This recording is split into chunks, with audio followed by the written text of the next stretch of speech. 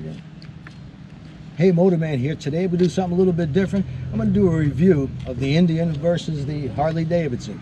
Now take a look at this motorcycle here. This is a 2018, belongs to a friend of mine, Ivan Diaz, and he's been nice enough to allow me to ride it.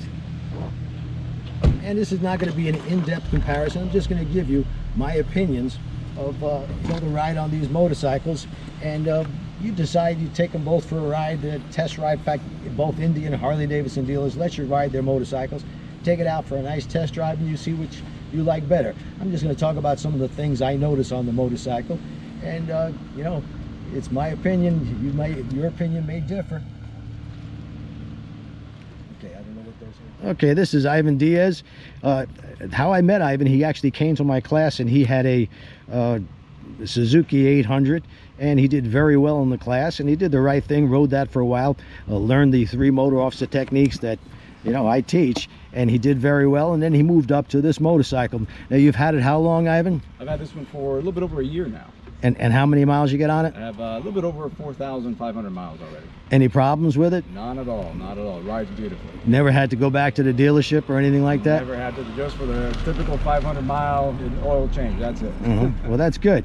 You know, if you go on YouTube, you're always going to find people who have problems with their motorcycle, and it seems like the people who don't have any problems, you never see them. But anyway, we're going to be taking the bikes for a ride. Ivan's going to ride my Harley Davidson, which I said is very, very similar. If this is like a street glide, it is the police version. It comes with the 114 motor, but you can also get the 114 on the civilian street glide. And this motorcycle here has the 111 motor. And yes, I know they did come out with just came out with a brand new water-cooled motor. It's got all kinds of power, but we're going to compare apples to apples.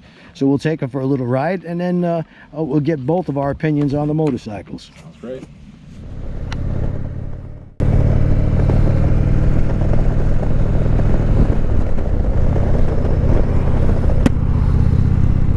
All right, so I'm riding this 2018 Indian. Pretty smooth motorcycle. I would say there's a slight vibration, but it's very low frequency vibration. And for me anyway, very low frequency vibrations don't tend to bother me in the slightest. Harley Davidson is the same thing, low frequency vibrations. If I get on a 4-cylinder motorcycle, they're smoother, but their vibrations are high frequency, which tends to put my hands asleep. So they're not the best kind of motorcycle for me.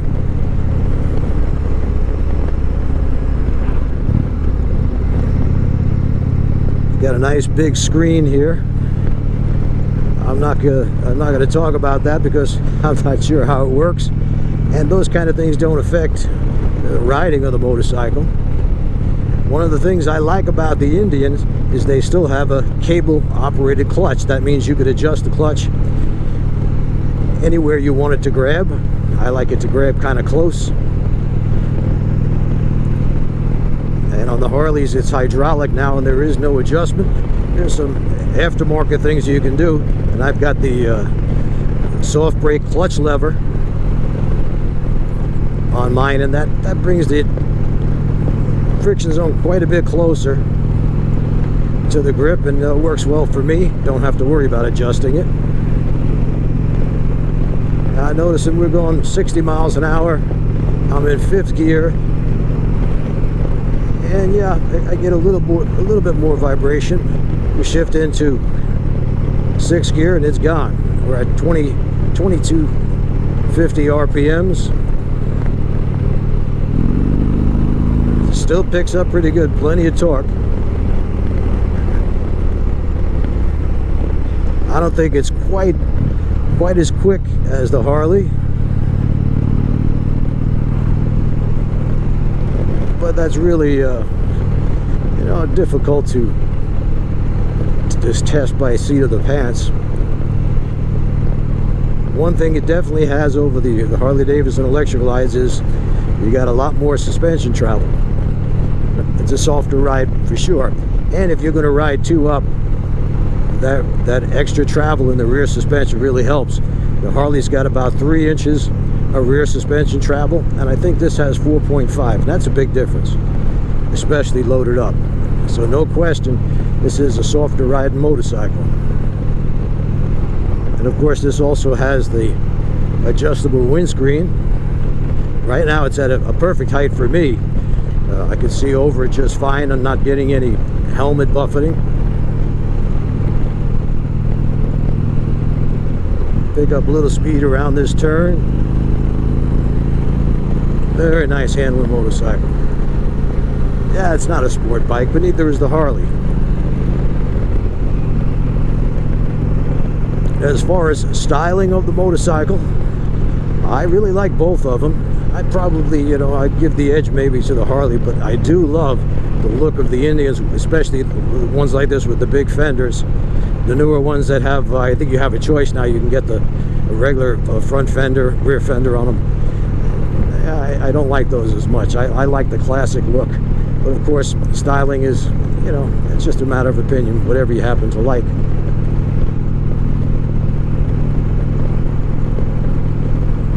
And people get, when you even compare these two motorcycles, for some crazy reason people get mad about it, if you don't say the best thing possible about their motorcycle.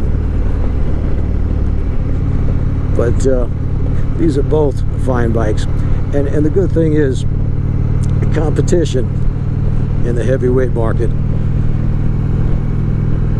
at least competition to the Harleys, it makes everything better. I remember back in 2010, I rode a Victory Police motorcycle, and I found it to be a much better overall motorcycle than the Harley, 2010 Harley. Well, then came 2014, and Harley upped their game, probably because of the competition. And then I would give the edge at that time in 2014 to the Harley over the Victory, and of course then the Victory went out of business. Which is a shame, because they were making a fine motorcycle. And of course the same company, Polaris, who made the Victory, is making the Indian motorcycles.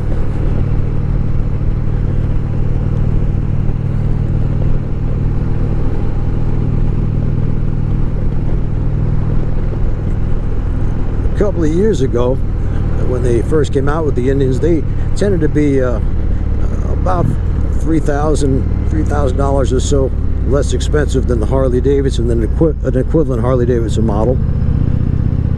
But now they're pretty equal. I think for the same money that you pay for one of these, are somewhere around $27,000, and the equivalent Harley at the same price. But they do give you a little bit more with the Indian motorcycles, the LED lighting,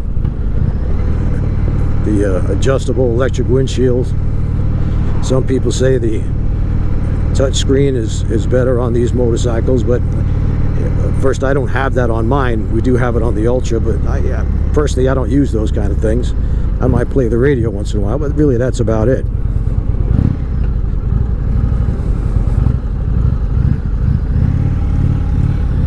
As far as maneuverability, low speed handling, the edge definitely goes to the Harley. You can make an 18-foot turn with these motorcycles. I've got it down that low, but I've gotten my Harley down to about 15.5 feet.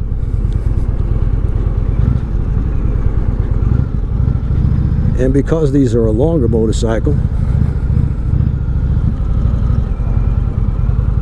if you're, for instance, in a figure 8 type of exercise, it's much more difficult to get this to turn from full lock and lean to full lock and lean in the opposite direction.